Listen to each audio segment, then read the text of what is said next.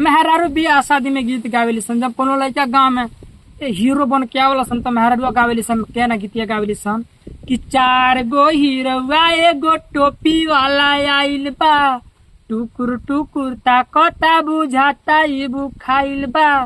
4 गो हीरोवा एगो टोपी वाला आइल बा। और गावेली सन मेहरारू कि तनी देख ल देवलिया पक्का लिखल बा, तनी देख ल अटावार लिखल बा कि सोमार लिखल बा, तारा बहिनी के कगो भातार लिखल बा, तनी देख ल देवलिया पक्का लिखल बा, तनी देख ल। फिर और मेहर गयसन कि सरऊ तहर बहिना छिनारी, ये सरऊ तहर बहिना छिनारी, रोजे घुमेली मोटर गाड़ी, रोजे घुमेली मोटर गाड़ी।